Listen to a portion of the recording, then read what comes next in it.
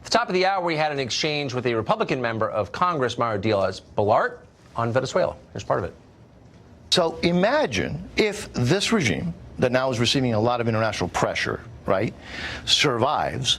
Is it or is it not potentially a green light, an open door for the Russians, for the Chinese, for others to increase their activity against our national security interests right here in our hemisphere? Yeah, no. I mean, it's kind of hard to see what you're talking about exactly. Are you?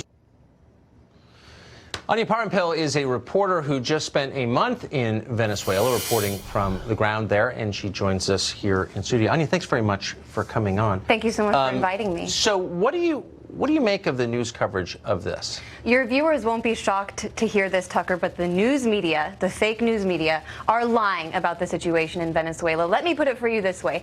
Imagine if Hillary Clinton had refused to admit defeat after losing to President Trump in 2016 and banded together a group of 24 U.S. soldiers and attempted to take the White House by force.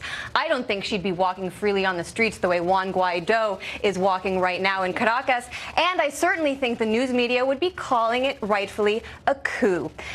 And let me just tell you, when it comes to what's happening on the ground there, I can tell you, I was there for a month earlier this year. The opposition has no popular support. Juan Guaido proved today once again that he will only ride in to power on the back of a U.S. tank. And what's more, we hear about a humanitarian crisis there, Tucker, but what we never hear is that is the intended result of U.S. sanctions which have targeted Venezuela since 2015, sanctions which, according to a report that was released just last week by the Center for Economic and Policy Research, has led to the deaths of 40,000 Venezuelans and will lead to the deaths of thousands more if these sanctions aren't overturned. President Trump, if he truly cared about the American or the Venezuelan people, and the American people for that matter, he would end this disastrous policy, he would end the sanctions, and he would look into John Bolton's eyes, into Elliott Abrams' eyes, and Mike Pompeo's eyes and say, "You are fired. You are leading me down a disastrous path, another war for oil," something the president said. You are passionate. He was celebrated by the American people when he said Iraq was a mistake, and now he's willing to do it again.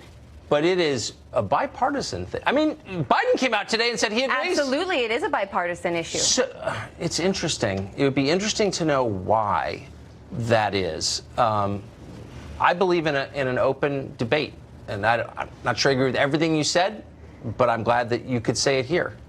And you were just there, and I don't think you'd be allowed at any other show to say that. No, I certainly don't think I You would never out of time. So I really appreciate you giving me the opportunity, because President Trump promised to drain the swamp, and he flooded his national security team with that exact swamp. Well, I agree with that, actually. Anya, thank you very much Thank you, Tucker. for your perspective. Good to see you. Thank you.